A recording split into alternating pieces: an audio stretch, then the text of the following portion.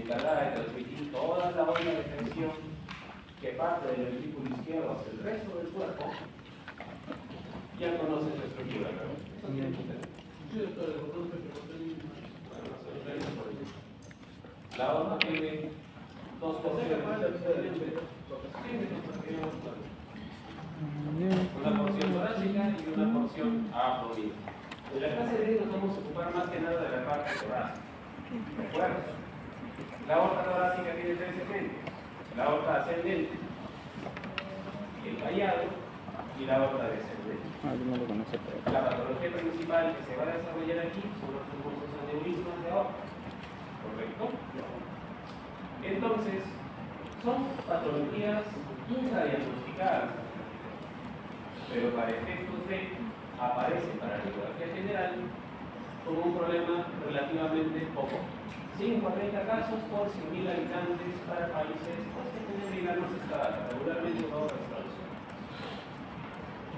El promedio de presentación 55 a 60 años y regularmente hay más prevalencia de esto en varones y mujeres, aproximadamente de 2 a 3 por 1. Porque si yo les soy sincero, en este hospital yo he visto más casos de neurismas de aorta en mujeres que en varones. La edad sí coincide, 60, 70 años no tienen para los varones. ¿Qué ocurre en la aorta? Entonces tiene una estructura muy similar a cualquier arteria del cuerpo. Una capa íntima, una capa media y una capa. Sin embargo, en la aorta va a haber mayor presencia de fibras elásticas y diferencia de masa. ¿Cuál es el punto de la aorta? Como hemos mencionado, recibe el chorro de sangre, el volumen sistólico del corazón prácticamente directo contra sus paredes. Eso quiere decir que recibe un flujo de sangre no laminar, turbulento. Y esto va a generar un proceso de estrés por fricción. Ahora, todos ustedes, todos los días presentan este patrón de daño, pero regularmente sus endotelios se encargan de reparar lo que su propio organismo causa, es decir, las lesiones que puedan surgir en sus aortas, su propio cuerpo las repara. Sin embargo, en cierto grupo de personas, que hemos dicho que realmente mayorcitas y con ciertas patologías que existen de por medio, va a haber una disrupción de la pared de la aorta, especialmente del endotelio. Y esto por la fuerza del chorro de sangre que se dirige hacia las paredes de la aorta, puede romper la íntima, desplazarse a la media, y esto funciona como meter la mano rápidamente hacia un bolsillo. La sangre va a formar, una segunda pared o pseudopared. Es por eso que los aneurismas de la aorta como tal, si somos honestos y directos a lo que es realmente caracteres anatomopatológicos, son pseudoaneurismas. ¿Correcto? Y el problema es que la sangre que se mete acá nuevamente, esa presión, esa velocidad, y lo que va a causar es que estos aneurismas se extiendan proximalmente y distalmente, como pueden ver, ¿no? ¿Correcto? Se ha producido una misma disecante que va poco a poco a expandirse, y en el mejor de los casos puede llegar a acumular un hematoma y quedarse ahí, y en el peor de los casos puede perforar la aorta. Todo esto puede ocurrir. Entonces, prácticamente esto nace de una distribución de la pared, una infiltración de sangre que va a formar este bolsillo de sangre que bien se va a poder expandir hacia toda su longitud. Y como pueden ver más abajo, es una enfermedad que de por sí es cierto, como un comentado aparentemente poco frecuente, mata bastante. El 20% de los pacientes que padecen estos aneurismas mueren antes de llegar a la muerte. Principalmente los que tienen aneurismas de la aorta torácica y principalmente de la aorta ascendente. Y por qué la aorta ascendente? Pues porque es la que más directamente sufre daño por fricción de sangre. Así que si tenemos placas de velómano, por ejemplo, alguna muy vulnerable, puede romper el endotelio, y si este es suficientemente frágil, va a acabar formando esa situación. Respecto a su clasificación, tenemos dos doctrinas: la clasificación de De Benicis y la clasificación de Stanford. Para efectos de la clase, realmente no nos importa tanto. Eso tiene un poquito más de repercusión para la parte de cardiovascular, así que no debemos hablar de eso. Sin embargo, lo que más nos interesa a nosotros es la gama de complicaciones con lo que esos pacientes mueren. Si estamos hablando de que la pared de la aorta se va a romper y al mismo tiempo la sangre se va a meter hacia un bolsillo que nada va a fluir como el resto de la sangre, ¿qué se imaginan que puede pasar? Mala circulación. ¿Qué te imaginas? ¿De la mascarilla? No. La anastomosis podría producirse si esto fuera un proceso lento, pausado, pero no ocurre en esos casos. Es bastante agresivo. Ya. Hipoperfusión. Estamos interrumpiendo el diámetro de la aorta. En otras palabras, dependiendo más o menos de la situación del aneurisma, podemos tener problemas de perfusión hacia arriba, hacia el cerebro, hacia el resto de vísceras, y si por A o B motivos este aneurisma llega a perforarse o romperse hacia el pericardio, también podemos desarrollar un taponamiento cardíaco. Entonces, entre las principales complicaciones que pueden presentarse, los síndromes coronarios agudos. No se olviden que el nacimiento de las arterias coronarias está a pocos milímetros de la válvula aórtica. Entonces, tenemos un aneurisma de aorta ascendente, el ósculo de las arterias coronarias también se puede obstruir. Y de hecho, hay muchos pacientes que llegan con presentación de síndrome coronario agudo y en el momento de hacerles la autopsia resulta que tienen una disección de aorta. Por eso les comento que es un problema infradiagnosticado. Muchos pacientes que mueren en la emergencia por problemas de dolor torácico agudo no necesariamente son infartos. La diferencia es que ya no se hacen las autopsias como antes. Entonces, realmente no sabemos la causa exacta de la muerte, solo las unimos. Insuficiencia aórtica, nuevamente, el tracto de salida del ventilador. En la aorta, la porción más proximal, pueden romperse los velos de la válvula aórtica, produciendo una insuficiencia aórtica aguda. Y muy parecida cuando vean la parte de endocarditis, que también puede afectar, y lo mismo que vieron también en el caso de cardio, en el caso de isquemia, que una lesión aguda puede romper el ventrículo, lo mismo puede pasar acá. La válvula se rompe y provoca una insuficiencia aórtica aguda. Si el paciente nunca tuvo un soplo y de la nada lo tiene y coincide con el dolor torácico, sospechen que puede estar pasando. Isquemia cerebral también, y característicamente es isquemia cerebral como un dolor torácico agudo. No se nos debería pasar por aquí. Y si la aorta compromete, si el aneurisma compromete la aorta descendente, eventualmente va a afectar a la circulación de las vísceras abdominales, pudiendo presentar lesión renal aguda, isquemia mesentérica, etc. Y en el peor de los casos, la ruptura del aneurisma, hemotórax, hemoperitoneo o taponamiento cardíaco. Todas estas cosas pueden ocurrir. Eso que los mata eventualmente. ¿Qué nos interesa en sí de los aneurismas de aorta? Como pueden ver, realmente no es algo que nadie tenga escrito en la sangre, en los genes, que esto vaya a pasar. Sin embargo, sabemos que a partir de cierto tamaño del nacimiento de la aorta, nosotros podemos esperar que una persona tenga algo más de riesgo de desarrollar esos aneurismas. Y regularmente cuando el diámetro supera los 4 centímetros, el tracto de salida de la aorta me refiero, aumenta el peso de que puedan presentar aneurismas. Y estos crecen. Sin embargo, ciertos factores de riesgo, y estos ya los conocen yo creo, pacientes con Marfan, Ehlers-Danlos, Williams, y uno más trivial, que a veces pasamos por alto, que es la aorta bicúspide, pueden asegurar que el aneurisma se desarrolle de forma más violenta y crezca más rápido.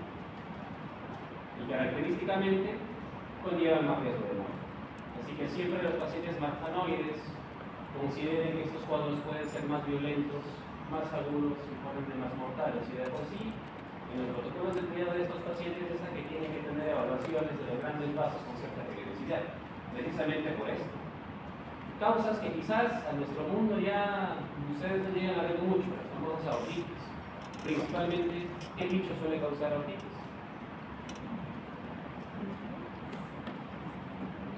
Ustedes son muy jóvenes para conocerlo, por mi parte yo también, posiblemente el de poco lindo, no estoy también mis amistades. Son alumnos mayores de 15, creo que ¿qué tipo de infección puede provocar aortitis? ¿no? No tengo internet. No, aortitis. La sífilis. Sífilis terciaria puede provocar aortitis como una de las complicaciones. No, aortitis muy rara. Endocarditis, de repente para aortitis, antiguamente la sífilis era la causa más frecuente, estamos hablando de varios años, antes de que esta llegue a erradicarse, que está llegando al intestino. La sífilis. Al día de hoy, la tuberculosis también puede provocar aortitis, pero este es bastante La hipertensión arterial es el factor de riesgo más asociado al desarrollo y a la evolución de pacientes con esta patología. Y característicamente, si ustedes revisan un poquito de este tema en la bibliografía general, van a ver que la gran mayoría de estos llegan como una emergencia hipertensiva.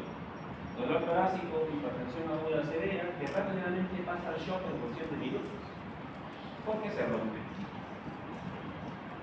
Otro factor de riesgo muy importante, y actualmente es lo más importante, lo más común, la ateromatosis, que puede generar en el peor de los casos, así como podemos tener ruptura de placas y un infarto. Lo mismo puede pasar aquí, pero la aorta no es una arteria muscular como las coronarias, es una arteria elástica. Como hemos mencionado, tiene mayor tendencia a romperse. En otras palabras, si por A motivos la placa es muy frágil o no suficientemente grande, va a producir una hemorragia dentro de la placa y va a disparar el aneurisma. Cosas que pasan.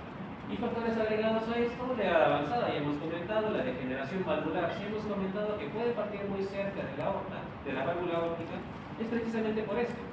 La válvula que más estrés sufre es la válvula aórtica. Es por eso que es la valvulopatía más frecuente en ancianos. Cuando vean ese tema, lo van a entender un poquito más. Y nuevamente, esto también es un factor de estrés. Así que siendo ese área bastante sensible, no se tiende a romperse. Llega el paciente con dolor torácico a la emergencia. Nosotros estamos acostumbrados a pensar que todo dolor torácico necesariamente es cardíaco. Todo no siempre es así, ¿verdad? Naturalmente, ustedes están obligados a buscar las causas que causen inmediata mortalidad, y de eso se trataba también en parte del primer caso clínico. Porque lo primero que tienen que aprender a reconocer en las cuestiones de dolor torácico, naturalmente es el infarto. Peor todavía si hablamos de un infarto elevado porque requiere actuación inmediata. Pero muy similares para el dolor, para los aneurismas de aorta disecante. Sin embargo, no debemos sacar del espectro que hay una serie de problemas de salud, no necesariamente cardíacos o vasculares, que pueden estar asociados a dolores muy parecidos. Y lo más común a esto es el traumatómas esofágico, la esofagitis y la ruptura de esófago, que son de los principales diagnósticos diferenciales que hay que utilizar. Sin embargo, y bueno, sobre todo con la ruptura de esófago, porque son pacientes igualmente, llegan normotensos con un dolor torácico muy intenso, penetrante, y que al rato se hipotensan. O, en este caso, pues el neumonidecina que se produce por la ruptura del esófago, y en el otro caso, por el flujo de sangre fuera de la por. Aquí tenemos otro dato más importante, que es para la parte del diagnóstico. Como pueden ver, los aneurismas de aorta pueden presentarse en diferentes espacios temporales. Naturalmente estamos nosotros más acostumbrados a esperar que lleguen en etapas agudas o hiperagudas por obvios motivos. Digamos que esta presentación es habitual. Pero tomen en cuenta que por la misma evolución de estos, por cada hora de evolución de los síntomas, del inicio del dolor, la hipotensión, o los síntomas que se debuten del paciente, la mortalidad incrementa en 1 a 2%. Esto hablamos en el caso de las presentaciones hiperagudas y agudas. Porque van a ver, por ejemplo, que los aneurismas de aorta abdominal tienen un comportamiento bastante distinto. Por el mismo hecho de que no están sometidos al mismo estrés y presión, tienden a desarrollarse algo más lentamente. Pero se pueden complicar de la misma manera tan violenta en cualquier momento. Son bombas de tiempo. ¿Qué nos interesa buscar? El dolor torácico tiene que tener ciertas características. Así como hemos hablado que el dolor isquémico del corazón es un dolor opresivo, retroesternal, que se irradia hacia ciertos lados, el dolor de la aortítica, del aneurisma disecante de aorta, es parecido respecto a la localización, retroesternal también. Pero este dolor no es tan opresivo, es un dolor desgarrador. El paciente igualmente tiene la percepción de que se va a morir, pero es un dolor que se describe semiológicamente como telegrante o desgarrador. Un tipo de dolor muy específico, casi el 100% para este tipo de problemas, únicamente comparable con el de ruptura esofágica. Entonces, tenemos un dolor que de por sí, si es que está presente, es bastante característico. Y miren el índice de positividad, 42. O sea, si el paciente viene con un dolor de este tipo, lo primero que deben pensar es en un aneurisma de aorta.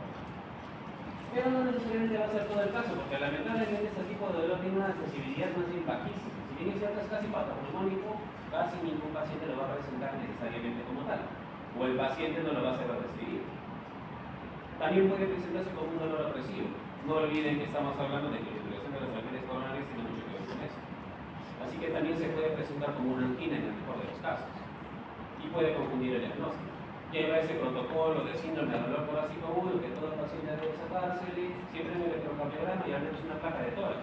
Porque si ustedes ven esto, un ensanchamiento del mediastino y una distorsión del arco de la aorta, y miren todavía que con calcificaciones, lo primero que debe venir de su cabeza es el infarto. Es una disección aorta. Y son exámenes que salen al momento. Otras cosas que podríamos encontrar, pulsos asimétricos. Si hablamos del tallado de la aorta, tenemos el tema de las subclavias y todos los grupos que parten de allí. Si llega a comprometer alguno de los dos, podemos encontrar pulsos intensos en el brazo derecho, por ejemplo, y pulsos menos intensos en el lado izquierdo. Esa diferencia debe hacernos pensar por una coartación de aorta y se tiene una presentación hiperaguda en una disección aguda. La hipotensión también. Si el paciente llega en shock, hay que tener, bueno, en primer lugar hay que verificar si efectivamente solo es un shock o si tiene indicios de taponamiento cardíaco, por lo que hemos comentado también, ¿verdad? Ahora en su triada de Beck sospechamos que ya tengo pericardio, si es que va de la mano con esto. Y si no, el aneurisma muy probablemente ya se rompió.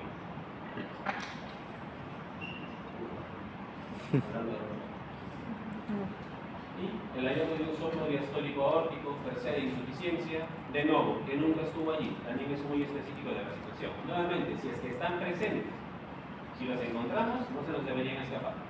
Así que tenemos siempre estas reglas de inclusión y exclusión del diagnóstico, y eso debemos hacerlo rápido.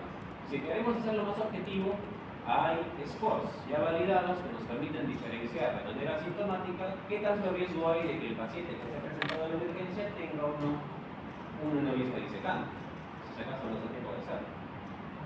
De antemano, si el dolor es de tipo aórtico, ya hemos dicho severo, penetrante, más hipotensión probablemente, y hay una presión diferencial en ambos brazos, tercero, más si la presión está, por ejemplo, en 140/80 en el brazo derecho y en 110/70 en el brazo izquierdo, la posibilidad de que sea un aneurisma de aorta sube bastante. Si a esto le agregamos el ensanchamiento mediastinal y por eso la radiografía que les puse anteriormente, es prácticamente seguro que eso es un aneurisma disecante de la aorta torácica. Ahora, si por algún motivo ese paciente es algo más estable, me da tiempo de sacar el score, la ventaja de este score es que tiene un altísimo valor predictivo negativo. En otras palabras, me sirve más para descartar. Si el puntaje es menor a 1, y aparte no hay ningún signo compatible, no hay diferencia de pulsos, no hay hipotensión, por ejemplo, no hay ensanchamiento de mediastino, se acabó. Al menos nos despedimos de que pueda ser un aneurisma de aorta. Para eso nos sirve. Ahora, como mencionamos, la hipoperfusión es el otro problema. Un tema es el dolor torácico, pero no todos los pacientes van a llegar con el diagnóstico regalado. Así que cualquier paciente que venga con un síntoma de hipoperfusión sin explicación alguna, hay que considerar que el falso lumen del aneurisma poco a poco está cambiando de forma y extendiéndose. Entonces tienen que entender que esta enfermedad no es que ya se forma aneurisma y se queda ahí. Esta evolución y cambio. Así que esas episodios de perfusión van a traducirse en diferentes fenotipos. Y en el paciente puede llegar como una emergencia hipertensiva, dolor torácico agudo y hipertensión aguda severa. Ya hemos comentado eso. Los índices de pulsos, una presión diferencial histórica en ambos brazos mayor a 20 milímetros, ya hemos comentado, que también puede presentarse como un déficit neurológico focal nuevo, hemiparesia, hemiataxia, cualquier cantidad de síntomas que puedan haber. En la misma desorientación incluso. Dolor abdominal inespecífico. Igualmente, le sacan pruebas de todo, no hay infección, no hay ningún tipo de obstrucción, no hay nada, pero curiosamente al momento de sacarla vemos un doble contorno en la aorta abdominal o en la aorta descendente. Puede haber también un problema isquémico mesentérico. Soplos aórticos nuevos. Compromiso de la válvula aórtica. Pulso paradójico, hipertensión. Hemopericardio, taponamiento cardíaco. Estas son todas las cosas que tenemos que estar atentos en el momento de tratarnos a este tipo de pacientes. Entonces, un escenario es el dolor torácico agudo, que ya lo hemos comentado. Y otro escenario es este, de una hipoperfusión que aparentemente no tiene un origen claro. Maneras de evaluarlo. Al día de hoy, ya ustedes tienen que ir entendiendo que muchas cosas han cambiado en la medicina y la ecografía está reemplazando los estetoscopios poco a poco. La tecnología en algún momento nos va a agarrar. Y de hecho, si por algún motivo tenemos dudas, la ecografía al pie de la cama del paciente ya nos puede dar algún indicio. Y en este sentido, por ejemplo, acá en la primera imagen, justamente este es el ventrículo izquierdo, la aorta, la aurícula izquierda. Miren acá un bolsillito. Ahí está el aneurisma de la aorta ascendente. Igualmente acá. Y acá un poquito más abajo, que es el nivel de la aorta abdominal, igualmente, una disección de la pared con una membrana al medio. Cualquier indicio de este tipo en la ecografía también nos puede indicar la presencia del aneurisma. Si es que acaso por algún motivo no hay tomografía, no hay otra cosa. ¿Qué ocurre aquí? Todo paciente que se objetive una dilatación de la aorta torácica se recomienda que al menos se haga una ecocardiografía, por ejemplo, ¿no? Es lo más rápido de sacar. Y si acaso el paciente se objetiva que tiene una dilatación tal cual, lo recomendable es sacar una angiotomografía, si es que acaso no se entiende.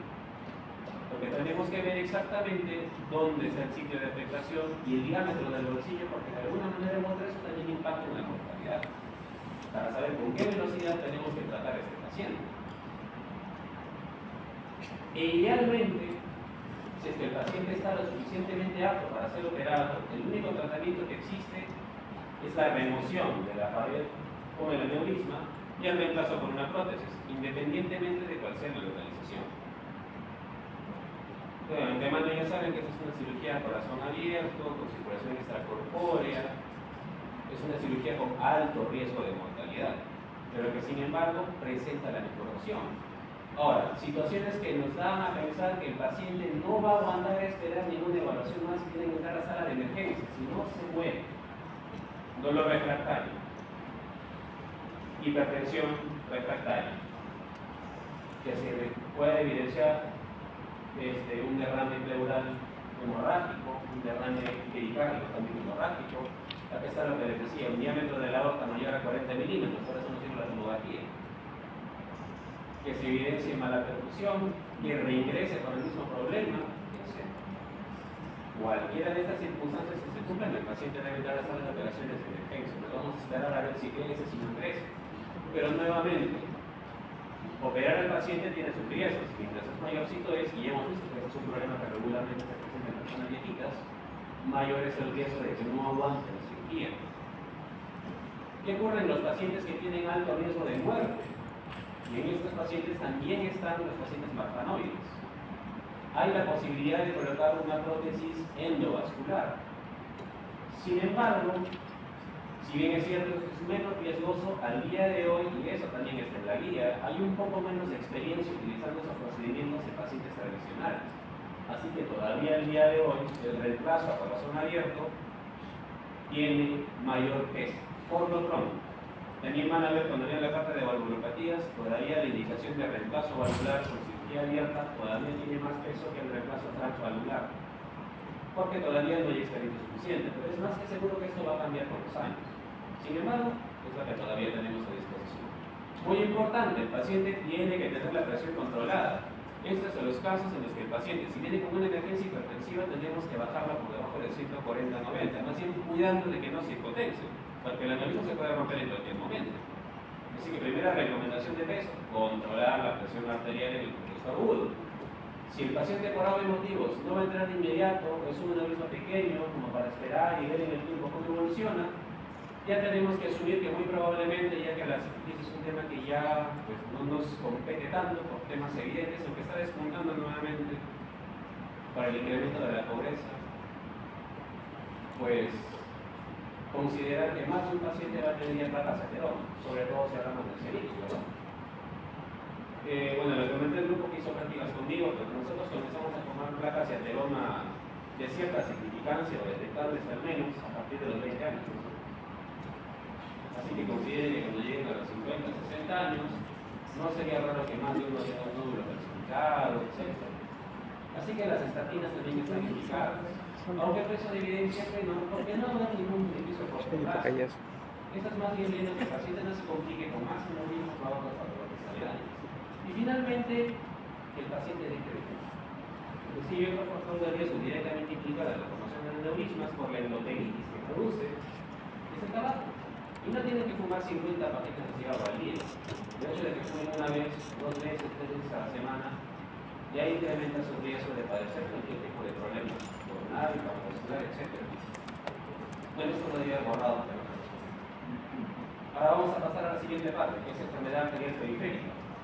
Menos agudo, más florido, pero que gira en torno a lo mismo. Placas de ateroma, inflamadas. endotelio estresado, pacientes que dependiendo del complejo sintomático y las características van a presentar también cambios en el tono simpático, activación de plaquetas, mayor tendencia a tener placas vulnerables. La gran mayoría de estos problemas, como ya es conocido, se producen en mayores de 65 años y esta tendencia aumenta con la edad.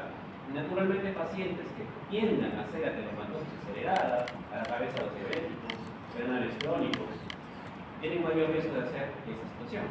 Si hablamos de etnias, la raza afroamericana y hispanoamericana tiene bastante más riesgo y existe una asociación directa de enfermedad arterial periférica con un riesgo directo de triplicar el riesgo, de tener enfermedad coronal. Así que nuevamente, no escapa la lógica. Si ustedes tienen placas de ateroma en la arteria poplitea, es muy probable que también tengan neurona coronal. No es física nuclear. ¿Cuál es el problema con esto? Que la gran mayoría de pacientes, o al menos la mitad, son asintomáticos. Eso quiere decir que, bueno, Dios no quiera, pero por ejemplo el doctor puede tener ahorita una plaquita lo suficientemente grande, pero el mismo hecho de que es joven y demás, él no lo va a sentir. Quizás de repente empiece a sentir la pierna más pesada cuando camina un largo trecho, pero la fatiga la siente cualquiera, ¿verdad? Podemos superarlo. El problema de eso es que puede evolucionar de manera silenciosa, de manera que es más que sabido que el riesgo de amputación es altísimo. En otras palabras, una vez que haces el diagnóstico de una estenosis arterial clínicamente significativa, o sea que pase al 50-70%, el riesgo de amputación a los 3 años pasa del 10%, y eso es bastante, porque uno de cada 10 pacientes va a acabar amputado. Ahora, yo lo que de todas maneras quería comenzar a comentarles, porque es importante, el paradigma general de la enfermedad cardiovascular ha cambiado como lo estudiamos de repente en la parte más básica. Y es que lo vemos ahora como un todo, porque en general el endotelio es el órgano más grande que tenemos, aparte de la piel. Cada milímetro de endotelio que tenemos es intercomunicado, lo que no parece. Y lo que afecta a las coronarias, como hemos comentado, puede afectar a la circulación periférica y viceversa. El endotelio es un órgano, y la disfunción endotelial es un problema sistémico, inflamatorio y trombótico. Entonces, primero que nada, las causas de trombosis que pueden haber en torno a un paciente que presenta insuficiencia renal periférica, pues son muchas, pero la más o menos la mitad de ellas tienen que ver mucho con el riesgo metabólico del paciente. Así que de antemano, una trombosis arterial aguda debe haber sospechar la posibilidad de que haya en primer lugar un problema embólico, cardiogénico, de eyaculación auricular, un infarto con tromboventricular, endocarditis, alguna valvulopatía, bueno, lo más regular es que siempre es el ventricular, un mixomatrial que puede disparar igualmente coágulos en cualquier momento, o no cardiogénica, o arteriogénica, como definen algunas bibliografías, principalmente por placas grandes que regularmente están en el callado de la aorta y que quizás no le generen un aneurisma, pero esas placas pueden romperse y sí pueden embolizar arterias de menor tamaño. También eso puede ocurrir. Y los émbolos paradojales en pacientes que tienen algún grado importante de comunicación intravascular. Si hablamos de trombosis, la aterosclerosis, placas rotas, inflamación del trombo, pues es lo más común. Y el resto son problemas cerebrales que pueden o no pueden estar. Pacientes con hipercoagulabilidad, digamos, pues, mutaciones del gen de protrombina, mutación del gen de protrombina, ¿verdad? Síndrome anticosolipídico también pueden descubrir trombosis de manera irrefinada. Y de hecho, tienen más tendencia a causar trombosis arteriales que trombosis venosas. Así que de antemano, si tenemos trombosis en sitios medios extraños, sospechar que puede haber un trastorno de hipercoagulabilidad. Y de viscosidad en caso de que pensemos, pues, bueno, estemos muy sinceros, policitolivera, macrobulinas principales, y además están en el trauma también es importante. Así que es importante que también vayan viendo que los factores de riesgo cardiovascular juegan para todos los problemas cardiovasculares y estos se van a repetir en infarto, ACV, insuficiencia cardíaca y en parte también en enfermedad renal y disfunción metabólica. Tenemos factores no fluidificables y modificables que a la larga funcionan como factores de riesgo generales que van a ir deteriorando las placas vulnerables, en última instancia su endotelio, favoreciendo que se desarrolle más. Ahora, si nos centramos directamente en lo que es la enfermedad arterial periférica, si la guía nos reclama que todos estos pacientes deben ser evaluados en la totalidad de esos factores de riesgo. los cuales los más importantes ya los conocen: diabetes, hipertensión, dislipidemia, obesidad, tabaquismo, los cuales tienen la ventaja de que son corregibles, es decir, si dejo de fumar, a lo largo de unos 10-15 años ese riesgo va a desaparecer gradualmente. Si controlo mi diabetes, pues no voy a detener el avance de las complicaciones, pero al menos no van a aparecer tan rápido. Igualmente, si tengo hipertensión, tomo las pastillas, etc. Considerar que los pacientes diabéticos, como hemos comentado, mayores de 50 años, tienen una tendencia de casi de tomar el triple de aneurismas, digo, perdón, tener que caer del pelo. Igualmente renales crónicos y aquellos con enfermedad polivascular, es decir, aquellos pacientes que tienen más de 2 lechos arteriales comprometidos, cerebral y coronario, coronario y periférico, etc. En otras palabras, es un riesgo sumatorio. Y es previsible que con la edad, porque es un problema directo, se viene la fragilidad, caídas, malnutrición, citopenia, etc. Así que estos pacientes mal que bien requieren una evaluación global. Mientras mejor controlemos comorbilidades y riesgos, mejor les va a ir. Porque si el paciente lo agarramos acá, y es el paradigma que está cambiando, es 1000 veces más barato que tener que gastar $10,000 en una cirugía o un cateterismo. Entonces, en los lugares donde no hay seguridad pública, por ejemplo, como en Estados Unidos, todo sale del bolsillo del paciente. Y los gastos que salen del Estado en países con sistemas de salud pública igualmente representan un gasto exorbitante. En otras palabras, es mejor prevenir que lamentar. Pero si dejamos que avancen los factores de riesgo y se establezcan enfermedades, eventualmente vamos a tener un día conocemos. Así que de antemano hay un ojo puesto ya sobre el tema de la adiposidad. Así que personalmente no es con fines discriminatorios, esto quiero dejarlo claro, pero no hay gorditos sanos. Sí, la enfermedad adiposa ya te condena a que tenga cierto grado de inflamación endotelial y otros trastornos hormonales tradicionales. Mientras más aumente el índice es peor. Vamos acumulando más factores de riesgo y eventualmente vamos a presentar algunas de las complicaciones que ustedes ya saben. Y este riesgo es sumatorio. Vamos acumulando más factores de riesgo y el hecho de que un paciente o un paciente fallezca de un grado de enfermedad cerebrovascular, cardiovascular, infarto, etc., se dispara el riesgo. Y en el caso de la enfermedad renal periférica, aumenta mucho más el riesgo de amputación y por ende de invalidez. Y créanme que hay cosas mucho peores que estar muertas. En fin, volviendo a la enfermedad renal periférica como tal, tenemos dos patrones, crónica y aguda.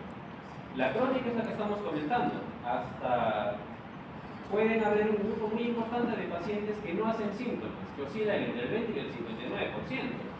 O sea que hay muchos de estos pacientes que al momento que hagan síntomas ya van a venir con úlceras necróticas que no curan, van a venir con los miembros pálidos, etc., ¿no?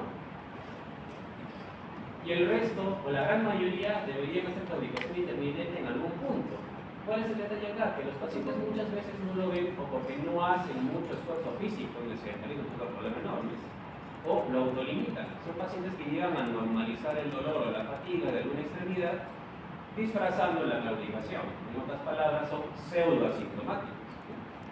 Y ese es uno de los paradigmas que nos pone la guía. Y por otro lado están los pacientes sintomáticos crónicos. Y acá te avisa de que no necesariamente el paciente tiene que tener claudicación intermitente para que necesariamente lo califiquemos como enfermedad renal periférica.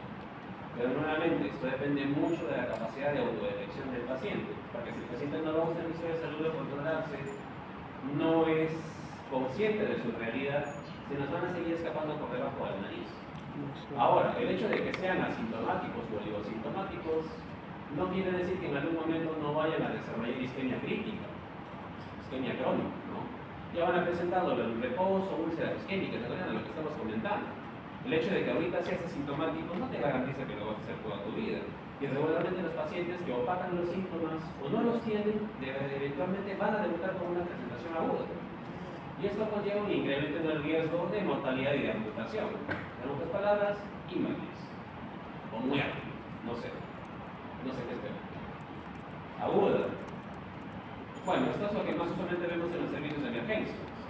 Pacientes que llegan con cuadros de evolución relativamente corta, regularmente hundiendo las 2 semanas, y tienen lo que ustedes ya conocen y que está en todos los códigos de resumen de Instagram, ¿no? Los CTs. Las 4 Ps. Palidez, frialdad periférica, parestesia, ausencia de puntos, ¿no? ¿Cuál es el detalle? Que algunos pacientes quizás no notan esto, pero llegan con falla renal porque si la extremidad se empieza a descomponer producto de la isquemia, habitualmente no deben hacer radiología en un buen porcentaje de casos. Y el problema es que ahí se dificulta más el tratamiento, porque si el paciente llega con una lesión renal aguda, poligúrica, o un estadio 3, Por más que sabemos que la lesión por contraste pues, no es tan representativa, ya sabemos que no es tan frecuente, raro va a ser el nefrón que quiera cobrar el riesgo. Así que no le van a dar autorización para hacer angiotomografías, retrasando el proceso diagnóstico, retrasando el estudio anatómico y por ende retrasando el proceso quirúrgico. Tenemos que considerar que muchos pacientes van a presentar dolor en sus extremidades y no necesariamente ser un problema vascular. Si hablamos de viejitos, artritis de cadera, fascitis plantar, compresiones nerviosas, radiculopatía, quistes de Baker a nivel de las rodillas, que pueden comprimir también la arteria poplitea en el peor de los casos. Pueden disfrazar muchos problemas. E incluso también la claudicación venosa, esto asociado a temas de insuficiencia venosa crónica, síndromes postrelíticos, que también vamos a comentar más adelante. Y el síndrome compartimental agudo en el caso de la presentación positiva aguda de la enfermedad. Entonces, tenemos que identificar nuestra población de riesgo, principalmente adultos mayores de 65 años, o aquellos algo menores pasando de los 50 años que tengan al menos una enfermedad encima. Diabetes, hipertensión, obesidad, tabaco, todo lo que hemos comentado hace. Y sobre todo aquellos que ya hayan tenido alguna enfermedad cardiovascular establecida. Si el paciente ya tuvo un ACV, en cualquier momento puede tener un infarto, puede tener una isquemia periférica. Si el paciente ya tuvo igual un infarto de miocardio, puede hacer lo mismo. Todo está conectado. Entonces, muy importante reconocer también aquellas cosas que deberíamos notar. El tipo de dolor es un dolor que se puede confundir tranquilamente con un calambre, ¿no? Después de correr un largo trecho, sobre todo los maratonistas que están aquí, esa sensación urente, quemante, de fatiga, ¿no? Que se hace pensar rápidamente en el ácido láctico, en la pierna, que tengo que comer 3 plátanos, no sé. Ese mismo dolor el paciente lo llega a sentir como un disconfort importante. Por eso, nuevamente, también el paciente para que autoperciba la claudicación no es tan fácil. La localización. Bueno, naturalmente va a ser en toda la sección de la extremidad, dependiendo del sitio de obstrucción, puede ser en el tobillo, en la pantorrilla, en los muslos, incluso en las nalgas. Si hablamos de una trombosis que afecte, pues, a la región ciliofemoral. Otro tipo de problemas, regularmente es la fatiga con la marcha, o aquellos pacientes que regularmente no sienten dolor, pero tienen que descansar cierto rato antes de recuperarse, no regularmente más de 10 minutos. Sensación de debilidad en las extremidades, pesadez, edema inexplicable. En el caso de varones, la disfunción eréctil también. Así que si por ahí hay uno de esos problemas, quizás estén empezando a acumular placas alrededor en lugares en los que no quieren tener. Pero no se preocupen, chicos, se dice terapia de educación y de la El examen físico busca lo que ustedes ya conocen, los 4 cambios clásicos: ausencia de pulsos, palidez, parestesia, etcétera, etcétera, etcétera. Pero adicionalmente tenemos cambios algo más específicos, pero lamentablemente no tan frecuentes, como la presencia de soplos en arterias de ángulos, soplos periféricales, epigástricos o incluso en las ingles, que podrían avisarte de una trombosis en lugares más sensibles, ¿no? Muy importante detectar los pulsos disminuidos, y los lugares al menos de las extremidades inferiores más sensibles son el perio y la tibial posterior. En el resto se describe que hay cierto sesgo al momento de examinar, y por ende pierden algo de sensibilidad. Lo que se describe es que si no encontramos pulso o lo encontramos disminuido a nivel de la arteria o a nivel posterior, es muy probable que efectivamente el paciente tenga enfermedad arterial periférica. Por si acaso, el hecho de que sientan un pulso disminuido no garantiza que solamente es arteria. Así que el solo hecho de palpar los pulsos no nos da un diagnóstico geográfico, digamos, topográfico de dónde está la lesión. Si los pulsos palpables, si los pulsos a pesar de todo son palpables, consideren que hay un 5% de pacientes que se nos van a escapar. Así que nuevamente, a pesar de todo, la semiología, si bien es cierto, es muy importante para quitar al paciente, para hacer el diagnóstico correspondiente y el tratamiento más apropiado, todavía nos quedamos un poco cortos. Hay que asumir que las manos del humano no son perfectas, no todos nosotros percibimos las cosas de igual manera. Hay gente que tiene un oído muy agudo, un tacto muy agudo igual, y hay gente que lamentablemente no. Eso es parte de nuestra variabilidad fisiológica. Entonces, no crean que todo el mundo va a captarlo de igual manera. Sin embargo, si encuentran cualquiera de los dos pulsos ausentes, consideren que hay una especificidad casi del 83% y un índice de positividad de casi 7, casi 8, de que el paciente efectivamente tiene un retraso. El resto ya es más evidente, ¿no? Palidez, pérdida de la pilosidad, atrofia muscular, sequedad, distrofia foliar. pacientes con cambios crónicos, que nuevamente, cuando la gente es algo más descuidada de su imagen, y suele pasar mucho más en varones, pues no le prestan atención a esto hasta que ya agarra otro color de la piel, donde ya hay dolor, entumecimiento, frialdad, parestesias o la aparición de úlceras. En otras palabras, como han visto, el grueso de pacientes llegan así: un pie sano, de esta extremidad entre pálida y cianótica, ¿no? Fría, un pie muerto, digámoslo así, uno bien vascularizado y otro incluso hasta con livideces. En este caso, muy probablemente con una infección a nivel de acumulado. Úlceras que, por más pequeñas que sean, sobre todo en los pacientes diabéticos, y siempre tengan en la cabeza, el diabético tiene que revisarse los pies por lo menos un par de veces al día. Por más pequeña que sea, una úlcera que no cura, es sospechoso de un problema cerebral periférico. Viejito, diabético, con úlceras que no sanan o que aparecen de la nada, es una de las posibilidades que tenemos que balancear. Y por característica van a ser en zonas distales. Esto lo va a diferenciar de las úlceras, por ejemplo, venosas, o las úlceras por hipertensión, que son raras, pero aparecen sobre todo en las pantorrillas a nivel de los tobillos.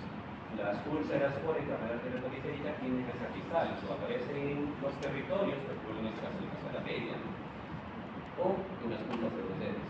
Y bueno, lamentablemente la realidad de nuestros pacientes es que la gran mayoría ya llegan con cáncer. Así que el único tratamiento posible en estas circunstancias ya es la amputación. Pero quizás, si llegan a tiempo, cuando empezamos a encontrar las señales, en el mejor de los casos, una angioplastia es posible. Entonces, respecto del uso de imágenes, lo que nos recomienda la guía es que, salvo el paciente vaya a ser tratado, una vez que tenemos el paciente candidato a tener enfermedad periférica, tenemos una alta probabilidad pre-prueba de que vaya a tener este problema, lo que nos recomienda la guía es que se haga un índice tobillo-brazo. ¿Alguien sabe cómo se calcula? Deben haber visto psicología. Ah, tú lo sabes. ¿Ya cómo es? No recuerdo bien. O sea, la presión de verdad se metía, pero no. Se ve de ¿No? ¿No hay que seguir? No recuerdo.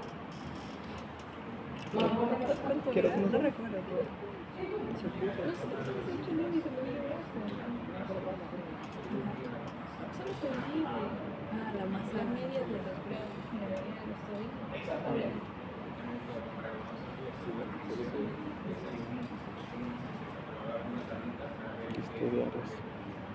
Muy cierto.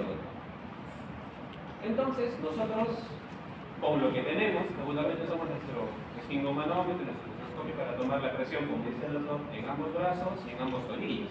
Agarramos la presión más alta y hacemos el cociente de la presión en los tobillos y en el brazo, ¿no?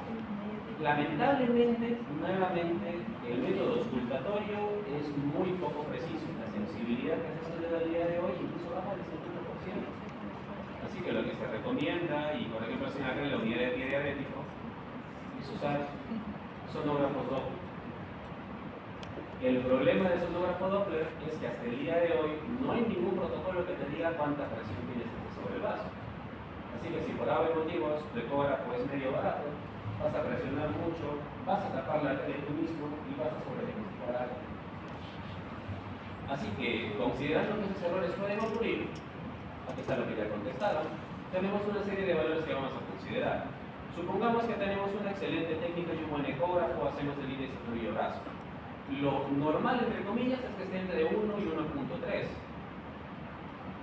Más de 1.3 son arterias escleróticas, es un examen sesgado y tenemos que hacer una prueba adicional, esta prueba dedo-brazo, que es bastante más sencillo.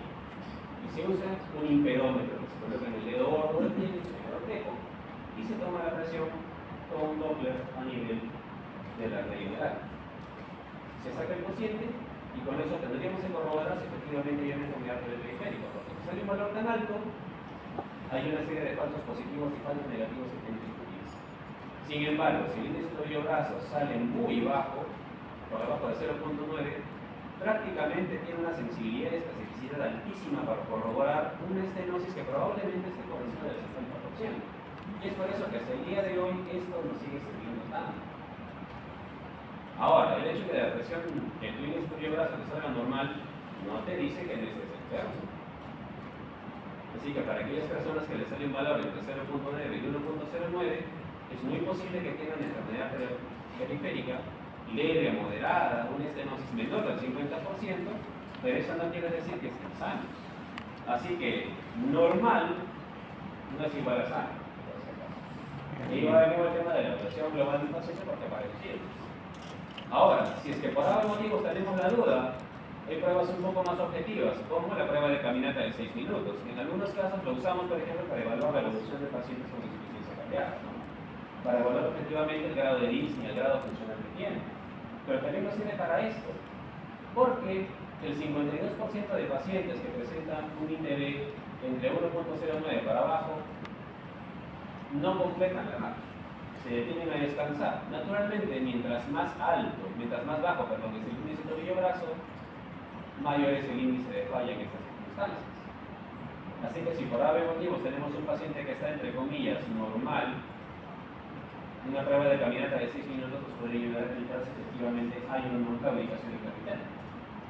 Y por otro lado, la recomendación que nos da, si es que tenemos un índice de tobillo-brazo mayor a 1.3, nos dice que tenemos que sacar un índice dedo-brazo, que si este sale menor a 0.7, corrobora la enfermedad renal, aunque tenga bajos esteroides. Ok, y a todo el resto de pacientes les tenemos que pedir en la tomografía, todo lo demás, la verdad es que la guía te recomienda que no gastes recursos innecesarios en pacientes que no van a ser operados. En otras palabras, si el paciente tiene enfermedad periférica moderada, leve, de acuerdo a lo que estamos evaluando, no hace falta que lo bombardees con Doppler arterial, que lo bombardees con angiotac, porque si bien es cierto tienen una alta sensibilidad y especificidad, para efectos de es un sobreuso de recursos para un paciente que al momento no va a ser intervenido. Y lamentablemente no dan más información de lo que ya tenemos que no sea útil. En otras palabras, si el paciente tiene una estenosis arterial severa, vemos cambios tróficos, el ITB sale bastante bajo, sí conviene sacarlo porque ese paciente o va a ir a angioplastía, o va a ir a bypass, o va a ir a amputación. Así que de todas maneras, para esas circunstancias sí nos sirve. Y nuevamente te lo recalca. Y esa evidencia que te dice que no lo hagas. Esa evidencia en particular que tiene la amputación. Si el paciente no va a ser procesado para tratamiento quirúrgico, no lo sobreestimemos. Eso se llama prevención paternal. Ahora, ¿qué con los pacientes que ya, quizás sean tratados de manera quirúrgica o médica? Nosotros nuevamente utilizamos la prueba de caminata para ver el rendimiento de estos. Ahora, ¿qué con esos pacientes que no van a ser tratados por la vía quirúrgica? Porque quizás no lo necesitan. Hay medicamentos que ayudan.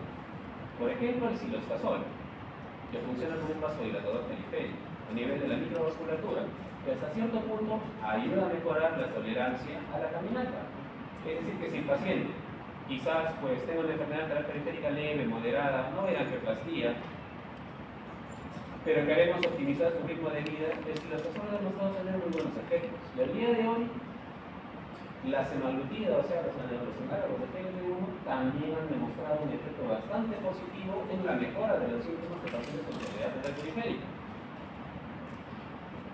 No te preocupes, con y sin obesidad, obviamente hay más efectos en los pacientes obesos, con y sin diabetes. Así que estamos viendo una serie de revoluciones importantes en lo que es estos medicamentos que antiguamente se pensaba que solo servirían para controlar la glucosa. La magia de la medicina moderna. Ok, pero ahí no acaba la cosa, porque uno puede optimizar los síntomas. Pero este paciente sabemos que puede llegar a formar una placa que se va a romper o se va a tapar eventualmente. Entonces, ¿qué nos recomiendan? Si el paciente está sintomático, bueno, que no se ve mucho los síntomas, vamos a tener que ver. Le damos terapia preventiva, le hacemos corregir sus factores de riesgo cardiovascular y en algunos casos selectos, dependiendo de la evaluación del médico tratante, podría considerarse el uso de aspirina para prevenir la formación de placas, que se trombosis, mejor dicho. Pero considerar que estos pacientes, si toman estas pastillas, van a aumentar su riesgo de sangrado. En otras palabras, es un intercambio equivalente. No forma su plaquita probablemente, pero puede sangrar más si te caes. Ahora, si el paciente no ha tenido revascularización, pero tiene una condición estenosante importante, sí debería considerarse el uso de antiagregantes. En otras palabras, no toda enfermedad arterial periférica requiere que tomes aspirina, clopidogrel, nada por el estilo. Leve Si el paciente tiene lesiones algo más importantes y no ha requerido revascularización o aspirina propiedad de la angiografía, hasta el día de hoy no hay ninguna diferencia en este contexto.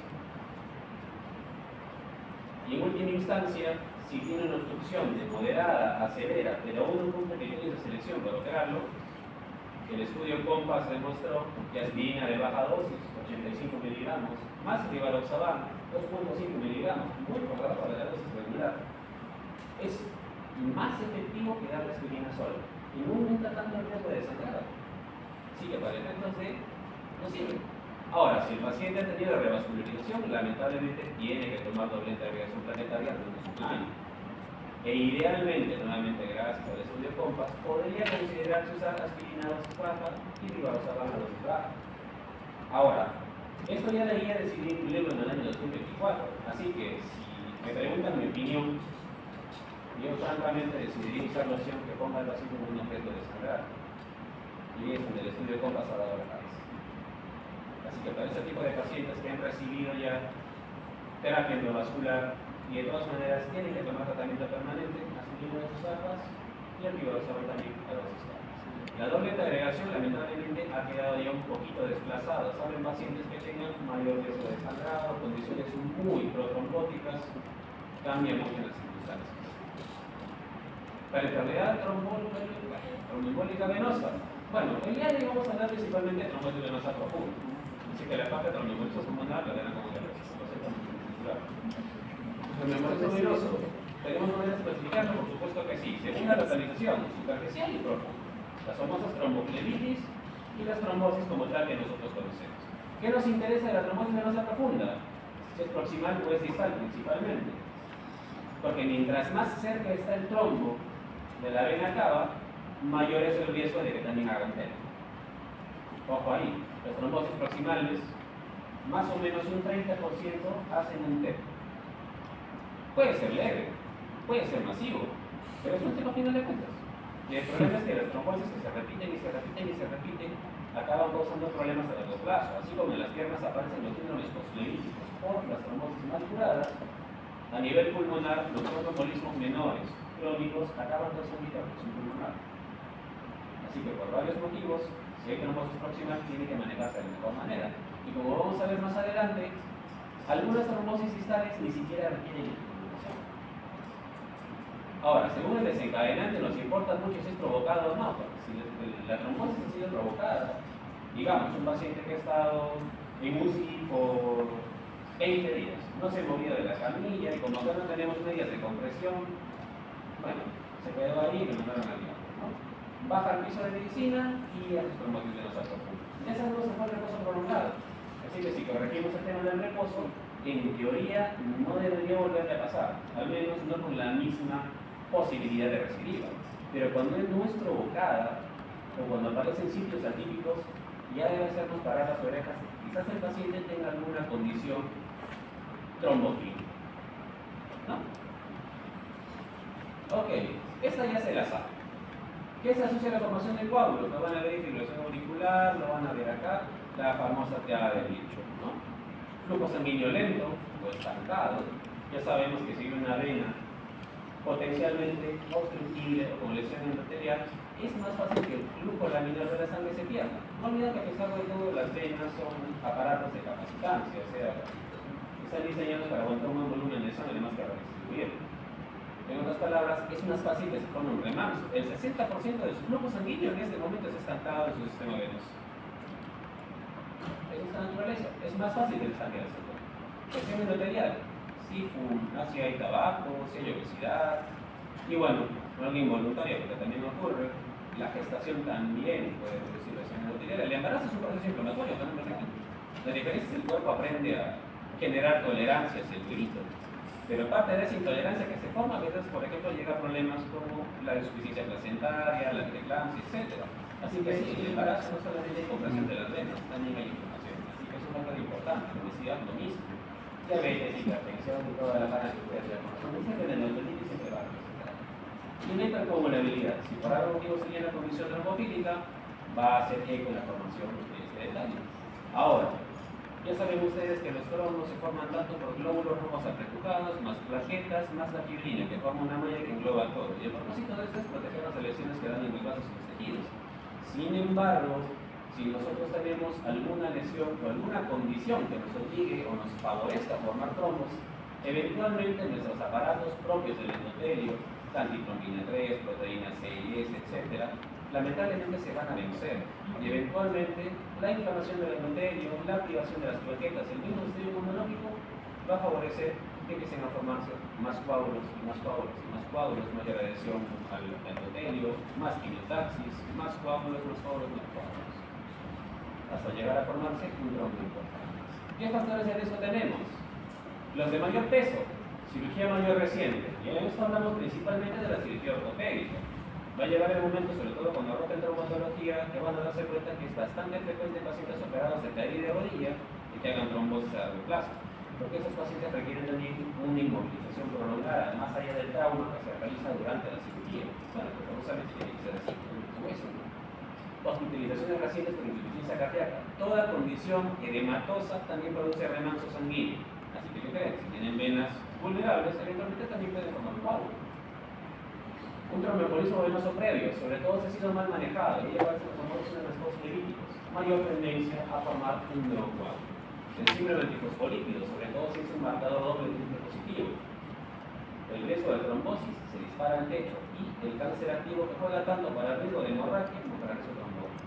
Sobre todo si tenemos tumores hematológicos o de origen adenomatoso, tienen más tendencia, y bueno, cáncer cerebral, independientemente de cuál sea, tienen mayor riesgo de hacer trombosis o trombosis. Riesgos moderados, artroscopía, uso de catéteres venosos, anticonceptivos orales, el mismo embarazo que ya lo mencionamos, infecciones, etc. Como ven, cualquier cosa nos puede afectar. Pero lo más importante es que se acuerdan de estos. Los factores de riesgo más fuertes porque son los que están más asociados al desarrollo de trombosis del desarrollo. Sospecha clínica, el dolor va a ser muy frecuente, el edema también, pero muchos pacientes van a consulta por edema y dolor de extremidades inferiores y no necesariamente son trombosis. Problemas muy comunes, desgarros musculares, trauma, esguinces, celulitis, cualquier cosa puede causar una presentación similar. Sin embargo, hay un signo clínico que nos interesa mucho. Puede haber dolor, casi siempre lo va a haber. Edema, casi siempre lo va a haber. Pero si la diferencia de diámetros entre las extremidades supera los 3 centímetros, aumenta muchísimo la posibilidad de que se sea una trombosis venosa. Pero ojo, tendría que cumplir idealmente las 3 características. Y esto va a ser a consecuencia de las venas, cómo se distorsionan producto de los coágulos y progresivamente la distorsión de sus válvulas y de los endotelio. Así que lo que van a hacer muchas veces es esto. Nuestras lesiones hiperpigmentadas, como parches que hay por todo sitio, son traducciones de que ha habido previamente insuficiencia venosa. Así que son pacientes que regularmente pueden ver que tienen también un eczema venoso, pueden tener úlceras, pueden tener cambios en la pigmentación por la pérdida de mucilerinas de los pies, todo consecuencia de una insuficiencia venosa que pasa pues muy cálida, ¿no? No necesariamente es la abuelita con penitas en los tobillos, no necesariamente la forma. Signos clínicos que nos pueden ayudar, el síndrome de Coman, el de Olmo, el de Lubenberg, entre otros. El problema es que estos signos son muy poco sensibles, muy poco específicos, así que sobre todo para casos de vasculitis, neuropatías, etcétera, pueden confundirse tranquilamente. Así que mucho cuidado con considerar que el hecho de que tenga hormonas positivo, olos positivo, lumen positivo, signo de Pratt, entre otras cosas, necesariamente diagnóstico no le tienen automáticamente la trombosis venosa. Mucho cuidado. En realidad esto tiene bastante más peso que eso. Sin embargo, en ciertas circunstancias, si está presente y la clínica es concluyente, bueno, tiene diagnóstico clínico, pero no va a ser el 100% de casos. Para eso tenemos ciertas escalas sobre la puntuación de Wells, que tiene una serie de criterios que dependiendo del puntaje que tengan, nos dispara cierto riesgo de que el paciente con esta presentación efectivamente tenga una trombosis. Si el puntaje es mayor de 3, el riesgo es alto y competiría pedirle un Doppler venoso. El detalle real de la puntuación de Wells es nuevamente su altísimo valor objetivo negativo y su bajo cociente de posibilidad. Esto quiere decir que si el paciente tiene 0 puntos, al momento de sacarle el CR Wells, prácticamente te está diciendo que no es trombosis venosa. Y no hace falta que le pidan dímero D, que le pidan hipodota, que porque tengo miedo no estar calmación social, precisamente para eso se estas cosas. Ahora, si el paciente está en riesgo intermedio o la clínica es dudosa, conviene pedir el famoso dímero D, que es un residuo de la degradación de los hongos. Se degrada la mallorefibrina por efecto de la plasmina y libera una serie de moléculas. Es el famoso dímero D. Lamentablemente el dímero D se entrega por cualquier cosa, porque ya van a darse cuenta que el fibrinógeno también es un marcador inflamatorio. En otras palabras, por ejemplo, si la doctora tiene gripe, también va a elevar su dímero D con cierta posibilidad, y lo saben el COVID. En otras palabras, el dímero D no es un marcador específico de trombosis, pero si el paciente tiene todo para trombosis, tiene menos de 50 años, si sale más de 500, y si es abuelito, más de 10 microgramos por kilo de peso, por la edad, es muy probable que lo sea. Sin embargo, nuevamente, el valor predictivo negativo. Para estos pacientes que tienen un riesgo intermedio y una clínica dudosa, si el dímero D sale bajo del punto de corte, pues te está diciendo que muy probablemente no sea trombosis venosa y ahí cortamos el caso. Si a pesar de todo tienes la duda y quieres hacer más densidad, y lo vamos. En otras palabras, si el paciente no tiene mucha posibilidad clínica y el dímero D sale negativo, hijito, no es trombosis venosa, no nos puedes pensar que sí, no exageres, no quieras forzar las cosas. Pero si sale la posibilidad alta o concluyente, tenemos que sacar sí o sí el doble, porque nuevamente tenemos que ver la localización exacta y la extensión del mismo, porque si ese trombo tiene cierto tamaño y cierta localización, como bien mencionado, extensos o proximales por encima de la vena poplitea, el riesgo de tromboembolismo pulmonar se dispara al techo. Así que si es proximal, de antemano le vamos avisando que tiene que anticoagularse al menos 3 a 6 meses. E idealmente también debería usar medidas de compresión. Sin embargo, lamentablemente nosotros no tenemos el tipo de dispositivos de compresión intermitente que se podrían usar. Así que lamentablemente para nosotros solo nos queda la anticoagulación. Y si la trombosis venosa es distal, tenemos que evaluar el riesgo de recidiva de la trombosis, porque si este es bajo, le podemos colocar AINES para controlar el dolor, pero no hace falta anticoagular, porque al menos la mitad de esto es una resolución. Pero ojo, si es trombosis distal, ya está. Y ustedes dirán, bueno, pero si yo le quiero poner el coágulo, ¿por qué no lo voy a anticoagular? Bueno, yo estoy seguro que más de uno de ustedes ha escuchado el tema del Rivaroxaban, del Trixaban, que son más seguros que la warfarina. Pero lo que tienen en común es que todos son anticoagulantes. Es decir, necesitamos anticoagulantes. Si te caes de cabeza, igual vas a sangrar mucho. En otras palabras, si tienes un paciente sobre todo frágil y lo vas a anticoagular, considera que puede tener un sangrado mayor. Y al día de hoy, el sangrado clínico, o sea, consecuencia de anticoagulantes, ya no se considera solo un evento adverso, sino una condición clínicamente relevante en pacientes hospitalizados.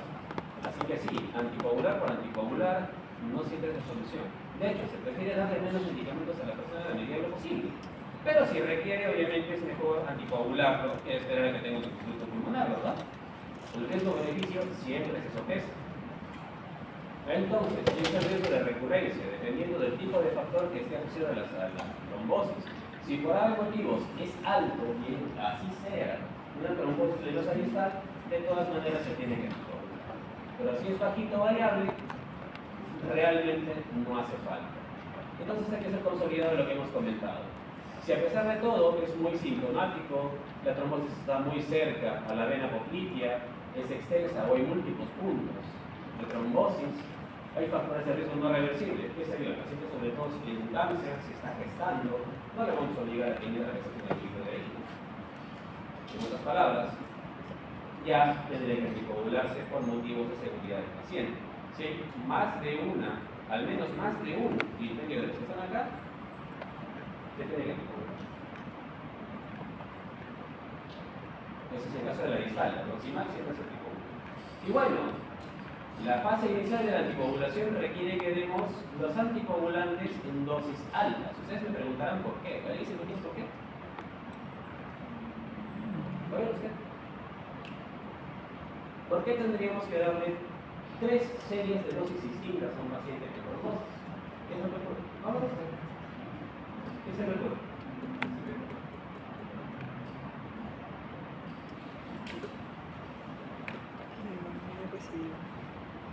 Es como la famosa carga, ¿no? De la agregación plaquetaria, la agregación privada.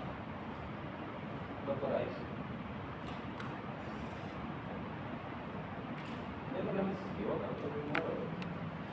Vale.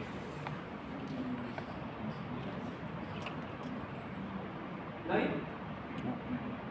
El riesgo de recidir es mayor en los primeros 3 meses. Por eso es que el paciente se los somete a dosis altas, pero se descarga de algunos anticoagulantes que lo requieren. Por ejemplo, la Fixaban, que al día de hoy sabemos que es el anticoagulante directo más seguro que el último estudio que ha salido, ¿no? Teóricamente más seguro que el Fixaban, pero sigue siendo el anticoagulante a fin de cuentas. Entonces, lo cargamos 10 miligramos 2 veces al día por una semana y luego 5 miligramos 2 veces al día en la dosis habitual. Ya tenemos que hacer los ajustes correspondientes si el paciente es renal crónico, eso muy bien.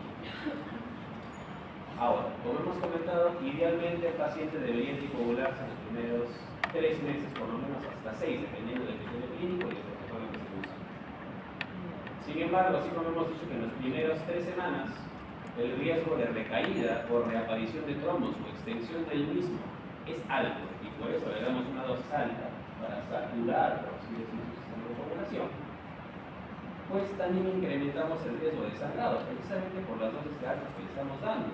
Y en esas 3 primeras semanas, el riesgo es igual a un 2%, que para ser un evento clínicamente significativo es bastante alto.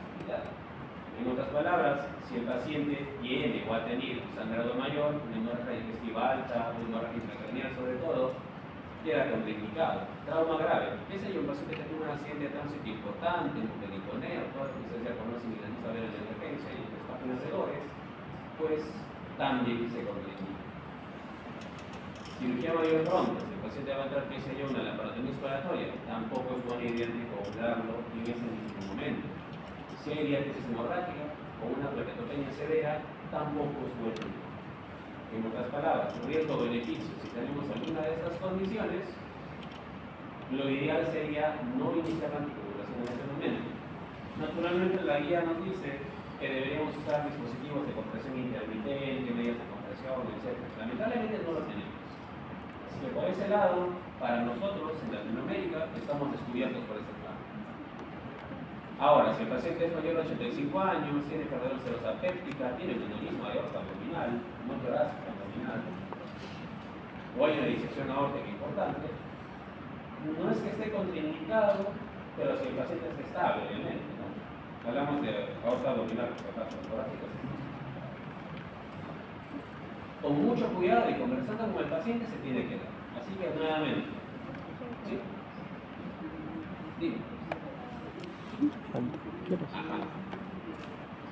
No, son solamente 5 días, 7 días de carga. Y luego son 3 meses a dosis plantar. Sí o sí. No tengo batería. No, el Fixaban viene directamente al factor 10. Bueno, en la llegada al factor 2. En otras palabras, la ventaja de estos anticoagulantes es que no requieren un control de perfil de coagulación como ocurre con la warfarina. No funcionan en torno a un índice. Aunque bueno, hay personas que dicen que debería, bueno, en Estados Unidos seguramente que los medios para hacerlo debería dosarse el factor 10 en determinadas circunstancias. Pero para efectos de seguridad no es tan necesario. ¿En qué pacientes? Renales crónicos, obesos, viejitos, porque si está muy bajo, bueno, cuidado con la dosis, ¿no? Pero son situaciones de ciertas poblaciones especiales. Para el paciente adulto promedio, digamos así, digamos que tenemos cierta libertad de seguridad de poder usarlos. Con la warfarina, lamentablemente, siempre tiene que ser el control del INR, porque si está por debajo de 2, es lo mismo que le subiera la monada, y si está por encima de 3, el riesgo de sangrado sube geométricamente. En otras palabras, mucho ojo con la warfarina. Y bueno, siempre analicen a su población de riesgo de sangrado. Y aquí viene el detalle que les quería comentar. La anticoagulación puede hacer tanto bien como mucho mal. En otras palabras, para anticoagular a un paciente es una decisión compartida. Y sí o sí el paciente tiene que ser retorno a ser anticoagulado. En otras palabras, ustedes no pueden utilizar ningún tipo de medicamento a un paciente que no lo acepte. Sobre todo si pone en riesgo su integridad. Obviamente ustedes no le quieren someter un riesgo, pero hay medicamentos que lo conllevan de todas maneras. Y los anticoagulantes, sea warfarina, Fixaban, lo demás, igual en los estudios donde se estudiaron sus efectos clínicos, todos presentaron sangrado en alguna medida. En otras palabras, acá no hay ningún sangre. Pueden sangrar con cualquier anticoagulante. Así que decisiones compartidas. Si el paciente no quiere, pues ni modo, no quieren hacerlo. Si no tiene historia clínica, afirma que no desea anticoagularse, puede dejarlo ser. Nada más, se balancea riesgo-beneficio y la condición del paciente no hay ningún. Ahora, ¿todos se tienen que anticoagular? Bueno, si el paciente está bajo riesgo de sangrado, no hay ninguna insuficiencia crónica y el paciente tiene un buen soporte, podríamos tratarlo en casa. Pero si por algún motivo el efecto concurrente está inestable, la trombosis es muy extensa o el riesgo de sangrado es alto, mejor se queda hospitalizado. Y una vez que termina la fase inicial de tratamiento, tendría que controlarse cada 3 meses y reestratificarse para ver su riesgo de recidiva. Y tenemos un montón de estudios acá que no nos vamos a revisar porque para efectos en la clase no nos usan. Pero este paciente cada 3 meses sí o sí tiene que revisarse. Si usa warfarina cada 2 semanas, lamentablemente por el día, pero para todo lo demás, cada 3 meses. ¿Por qué? Porque hay que ver si el coágulo está efectivamente retrocediendo, por eso medimos valores de número D, y si el trombo ha sido muy extenso, con un nuevo Doppler. Y en segundo lugar, seguir buscando factores que en última instancia estén prolongando el estado procoagulante, ¿no? En otras palabras, al paciente no se le suelta hasta que la recuperación completa. Y sin embargo, aunque haya cumplido el ciclo completo de anticoagulación, el riesgo de que tenga trombosis igual permanece. No se olviden que el hecho de haber tenido una trombosis es tener una predisposición de todo. Y un comentario nada más de trombosis venosa superficial porque me dijeron que lo tenía que decir porque sí. Es bastante frecuente, sobre todo en pacientes hospitalizados, ¿no? Funciones a la vena, nervios de noticias. Puede provocar traumatismo, trombosis en venas superficiales, las venitas inflamadas de su abuelita, todas esas trombosis venosas superficiales. Tienen que tratarse necesariamente en algunos casos porque sí puede haber riesgo de trombosis, sobre todo cuando el coagulito está muy cerca de venas importantes. Si en el caso de los miembros superiores, muy cerca de la vena axilar, y en el caso de las venas de los miembros inferiores, muy cerca de la vena safena mayor. Complicaciones principalmente de trombosis en ciertas condiciones. Tratamiento esencialmente AINES. Pueden colocarle también el famoso, ¿cómo se llama esta cremita? El famoso Inudolid.